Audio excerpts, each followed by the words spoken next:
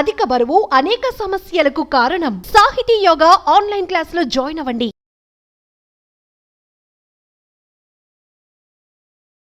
నమస్తే, welcome to our channel. ప్రస్తుతం మనతో పాటు ఉన్నారు ప్రముఖ ఆయుర్వేద వైద్యరత్న డాక్టర్ బాలకిషన్ గారు ఉన్నారు. సార్తో మాట్లాడి నరాల బలహీనత గురించి తెలుసుకుందాం.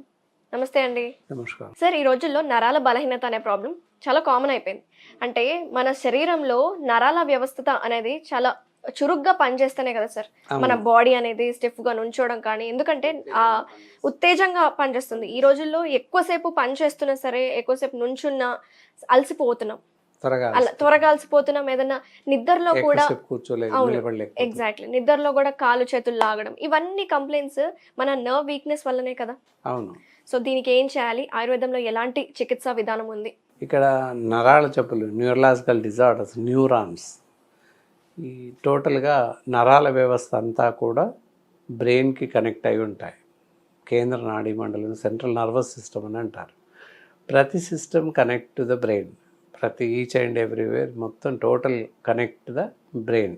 బ్రెయిన్ నుంచి అన్ని సందేశాలు అన్ని వేల్లో వెళ్ళిపోతుంటాయి, అన్ని చోట్లకి వెళ్తూ ఉంటాయి. మామూలుగా వెయిన్స్, వీటిని నరాలని ఇంగ్లీష్లో వెయిన్స్ అని అంటాం. వెయిన్స్ ఆ వెయిన్స్ వచ్చేసి సిరలు, దమన్లు అని అంటారు. ఆర్టరీస్ అండ్ వెయిన్స్ అని చెప్పేసి అంటాం. ఆర్టరీ నుంచి డైరెక్ట్గా గుడ్ బ్లడ్ వెళ్తూ ఉంటుంది. వెయిన్స్ నుంచి చెడు రక్తం గుండెకి వచ్చేస్తుంది. మళ్ళీ రీఫిల్ టైప్ పంపింగ్ శరీర భాగాలలోకి వెళ్తుంది. ఇది సహజంగా జరుగుతున్నటువంటి చర్య. మరి ఇలా జరుగుతున్న చర్య సమంగా ఫంక్షనింగ్ ఉన్నంతకాలం ఎలాంటి బాధ లేదు. ఎప్పుడైతే డిస్ఫంక్షన్స్ ఇన్ ద నర్వ్స్, నరాలలో డిస్ఫంక్షన్ జరగడం అంటే రక్త ప్రసరణలో అంతరాయం, రక్త ప్రసరణలో డిఫరెన్షియేషన్స్ కనబడ్డప్పుడు నరాల జబ్బులు రావడానికి అవకాశాలు ఎక్కువగా ఉన్నాయి. సో ముఖ్యంగా ఈ రోజుల్లో కనిపించే ఈ నరాల బలహీనత అనేది ఏ రకమైన బలహీనత అని చెప్పుకోవచ్చు సార్? ఎందుకంటే చాలా రకాలు ఉన్నాయి కదా. చాలా రకాలు ఉన్నాయి. మామూలుగా ఏంటంటే కొద్దిసేపు పని చేసి ఎక్కువసేపు కూర్చోగానే కాళ్ళు తిమ్మిలు పట్టినట్టు అనిపించడం, ఒక పక్క పడుకుంటే ఆ పక్క తిమ్మిరి వచ్చినట్టు అనిపించడం కనబడుతుంది. అది సహజం, సమస్య కాదు, తగ్గిపోతుంది. అలాగే కంటిన్యూటీ ఉన్నట్లయితే, ఎల్లవేళల్లో గంటల తరబడి ఉన్నట్టయితే, లేదా ఒక పక్కకు పడుకుంటే తల మొద్దుబారిపోయినట్టు అనిపించడం, ఇలాంటి లక్షణాలు కనిపించినప్పుడు ఆలోచించాల్సిన అవసరం ఉంటుంది. ఏంటంటే వెయిన్స్లో క్లాట్స్ ఏర్పడుతుంటాయి, ఫ్లాక్స్ అంటారు. ఫ్లేక్స్ నరాలలో కొవ్వు పేరుకుపోయే అవకాశం ఉంటుంది. వెయిన్స్ గోడల్లో, నరాల గోడల్లో కొవ్వు పేరుకుపోయే అవకాశం ఉంటుంది. కాబట్టి మరి అది ఎందుకు పేరుకుపోతుంది? అలా పేరుకుపోకుండా మనం జాగ్రత్త పడాలి. సరే, ఏది ఏమైనా అలా ఉండడం వల్ల చాలా పెద్ద పెద్ద జబ్బులు వస్తుంటాయి. దాన్నే బ్రెయిన్ స్ట్రోక్ అని అంటాం. నరాలలో ఎప్పుడైతే నర్వ్స్ ద్వారా బ్లడ్ సర్క్యులేషన్ సమంగా జరగదో ఫ్లేక్స్ అడ్డంకిగా మారుతాయి. అలాంటప్పుడు బ్రెయిన్స్లో లెఫ్ట్ వెంట్రికల్ లేదా రైట్ వెంట్రికల్ ఈ ప్రాంతంలో బ్లీడ్ జరగడం కానీ, క్లాట్స్ ఏర్పడి రక్త ప్రసరణలో అంతరాయం ఏర్పడడం కానీ జరిగినట్లయితే కాళ్ళు చెయ్యి చచ్చిపోవడం సంభవిస్తుంది. పనిచేయకపోవడం, నాట్ వర్కింగ్ ప్రాపర్లీ, టోటల్గా పనిచేయకుండా అవ్వచ్చు. రైట్ సైడ్ వెంట్రికల్ క్లాట్ అయినా లేదా హ్యామరేజ్ బ్లీడ్ అయినా అప్పుడు లెఫ్ట్ సైడ్ మొత్తం ఎడం వైపు అవయవాలు ఏవి పనిచేయవు. చేతు కాలు అసలు మూమెంట్ ఉండదు. అలాగే లెఫ్ట్ సైడ్ వెంట్రికల్లో క్లాట్స్ కానీ బ్లీడ్ కానీ ఏర్పడినట్లయితే రైట్ సైడ్ అవయవాలు కుడి పక్కకి పనిచేయవు. కొన్ని సందర్భాల్లో శరీరం మొత్తం కూడా చచ్చుపడిపోయే అవకాశం ఉంటుంది. నడుం ప్రాంతంలో ఉన్నటువంటి సియాటిక్ వెయిన్ అప్పుడప్పుడు మెడకబడి క్లాట్ అయినట్లయితే కాళ్ళు, లోయర్ లిమ్స్ మొత్తం పనిచేయకుండా అయిపోయే అవకాశం ఉంటుంది. సో నరాలకి ఇంత ప్రాముఖ్యత ఉంది.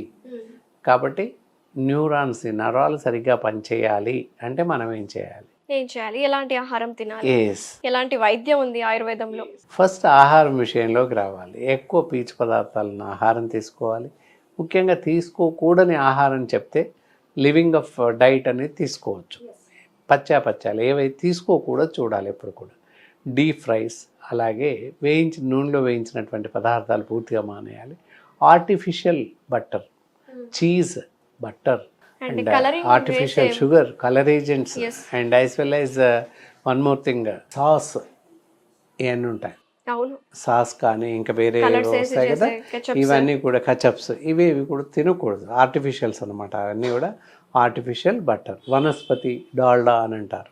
ఇవి తినకూడదు అసలే. వీటన్నింటి వల్ల కూడా శరీరంలో చెడు కొలెస్ట్రాల్ తయారవుతుంది. దానివల్ల రక్తనాళ గోడలు బిర్సెక్కిపోవడం, లోపల ఫ్లాక్స్ అడ్డంకిగా మారిపోవడం జరుగుతుంది. దాన్ని ఆథ్రోస్క్లెరోసిస్ కండిషన్ అని చెప్పేసి అంటాం.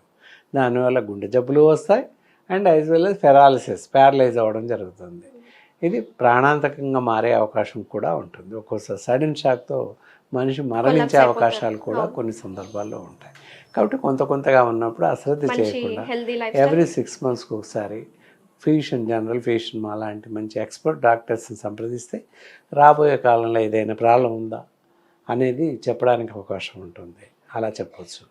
అలా ముందు జాగ్రత్తలు తీసుకునే అవకాశం ఉంది.